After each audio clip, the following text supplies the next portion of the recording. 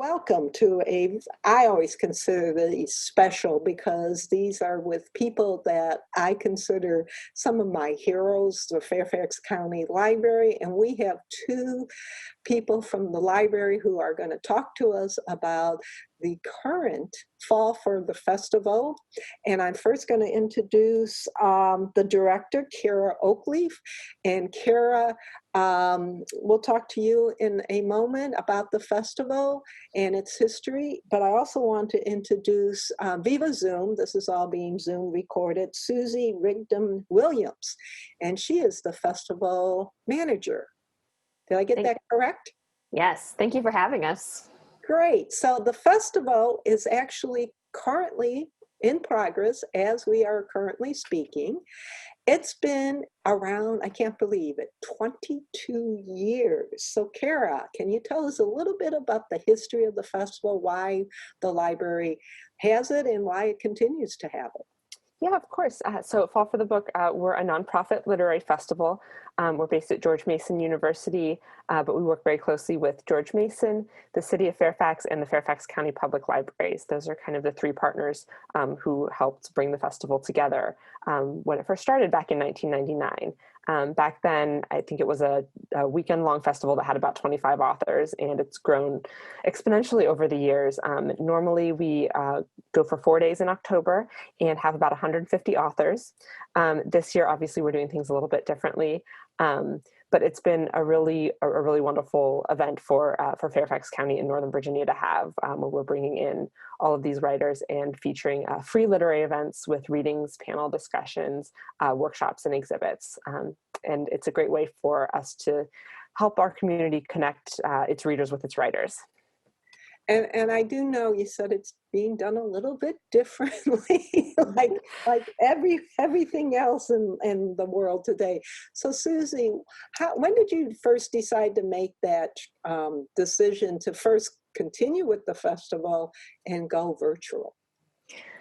Well, the nice thing is since our festival is a fall festival, we did have a little bit of leeway. Some of our other friends at literary festivals across the country had to make the decision almost overnight. So we made it in the middle of the spring. I'd say around March, we talked with our board and we started to make some plans to bring it online. And, you know, this is actually a place that I think the festival is going to be continuing to be in, a virtual space, even when we're finally able to be back in person. But one of the things we decided when we went virtual is to spread the festival out. So as Kara said, it used to be just a weekend. Last year for our 21st, it was 4 days. We had 180 writers. It was really wonderful. And this year we are actually spreading out from September to November. And one of the reasons for that is just being able to really fall for the book the entire season because we have the flexibility now. So we're really excited for that. I have to tell you, I have attended the festival in person back in those days at George Mason, and just had the opportunity kind of this last minute, oh, there's this author we're just hearing about, let's go see her. And we're able to see her. And also at the time they were transitioning her books onto audio, so we got to also sit in on a session with the narrator who was narrating all the books too. At the time it might have been just CDs, I'm not sure. Is this Diana Gabaldon?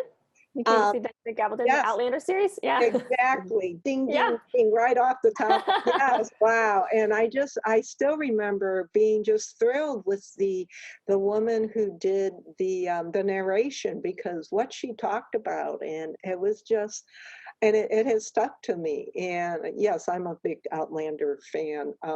Actually kind of stopped reading the books, just continued with the TV series, but that's neither here nor there.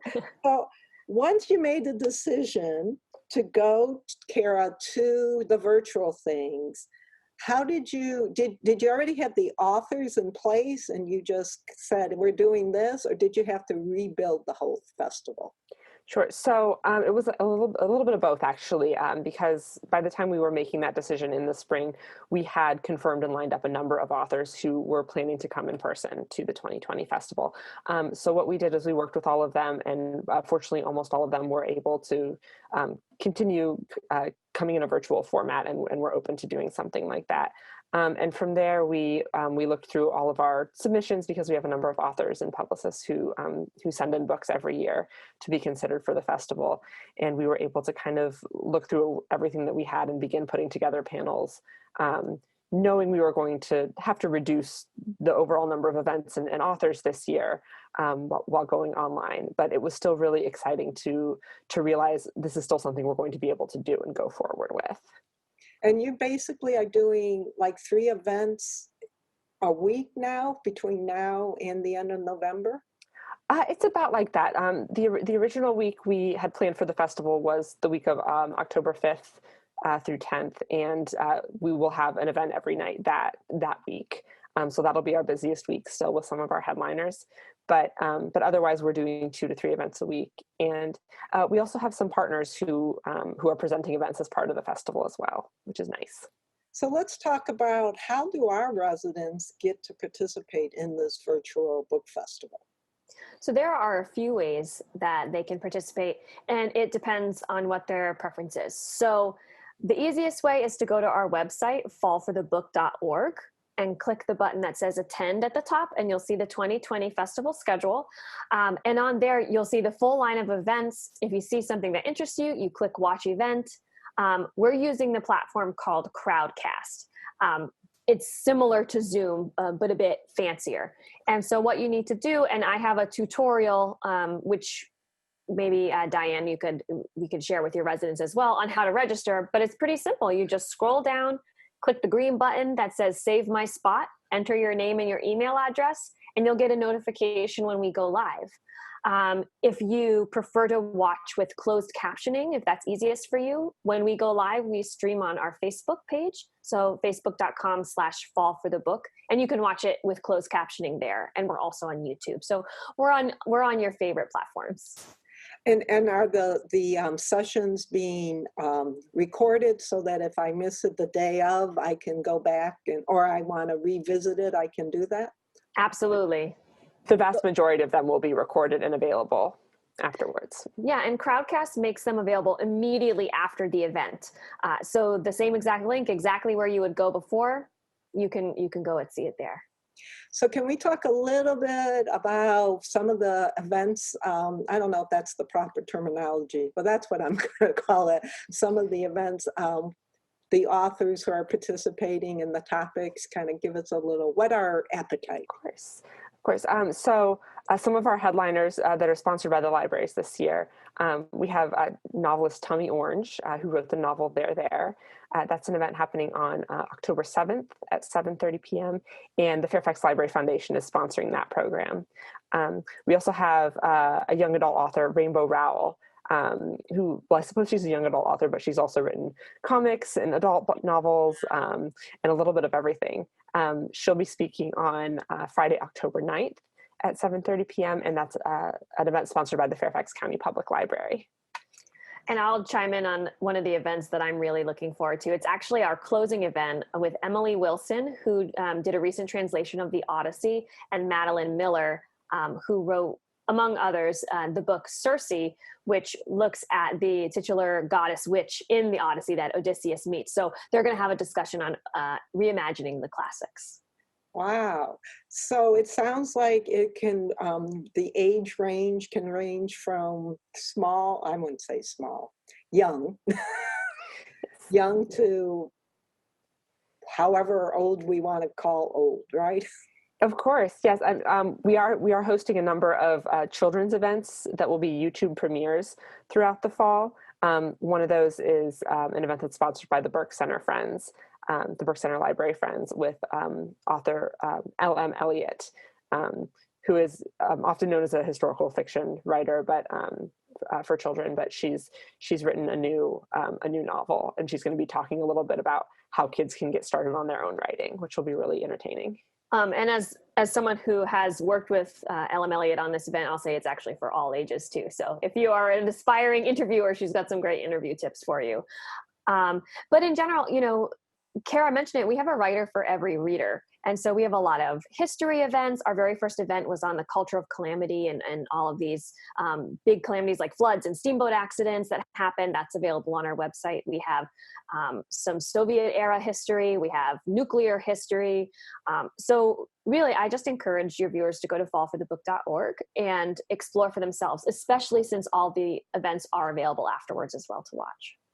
Will the participants be able to ask questions during the event or after the event to the authors? Absolutely. So one of the nice things about Crowdcast is there's a chat that's going on throughout the entire event, so they can send in questions, they can chat with other attendees while they're listening to the event. So we're getting it as close as possible to a regular, in-person Q&A as we can, so they feel like people can feel like they really do have a chance to talk to these authors. And then once the festival is officially, quote, done, is that it for you, or do you envision things happening in the new year? So we do have a series of spring events that we do every year. Again, we don't know what those are going to look like this year, but we will likely be having some more virtual programming between January and April. And then we'll be gearing up for the next fall festival as well. And maybe we'll be back in person for Fall for the Book 2021, but we will plan to have some virtual programming available regardless of what happens. So again, let's just run through. So again, the virtual Fall Festival for Fairfax County is happening right now as we speak, more or less. So if you've missed the first few weeks, things have been recorded, so you can just go on the Fairfax County Public Library site and search for things that have already happened. Would that be correct? So I think the best place to go to find all of the events, including the ones that we've mentioned sponsored by the library, would be the Fall for the Book website. So that would be fallforthebook.org. That would be the best place to find everything, because we have all the events embedded there. I'm not sure how much the library will be sharing. I know like Tommy Orange, they'll have that one as well. But. And then, so basically all residents need is a computer, access to the computer, and they just need to log on to the site. And we will be showing all that momentarily. I know we've already shown it as we've been talking about. And they don't have to have a library card, right? They don't have to do anything other than to say, I want to participate, and click that on.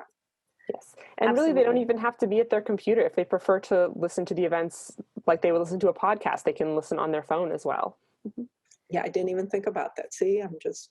And the great thing is we have had so far some really fantastic participation from people in the DC metro area and Fairfax County, but we've also had people tuning in from the West Coast and Amsterdam, and we had somebody in Belgium today. So, yes, no library card needed.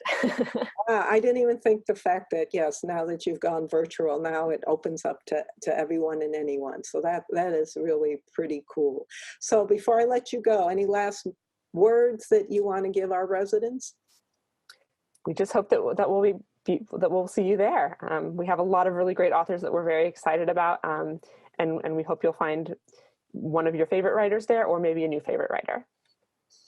And Suzy, what about you? Do you have a last minute word for us? That we have such cool programming coming up. I hope that you are there live or on demand when you're ready to listen to it and read on. Great. Well, thank you, ladies, so much for sharing this information with us. Again, I've done it in person. I will try to log on as the festival goes on. Again, it's happening now as we speak, all the way into the fall, all the way to the end of November. So that's a really cool thing. And so if you're kind of bored with same old, I think this is something really exciting for everyone. So thank you again, Kara. It's been nice meeting you virtually, and Suzy, meeting you virtually, and hopefully one day somewhere we'll have you actually come into the studio and do programs for us. We'd love that. Thank you so much. Thank you so much for having us.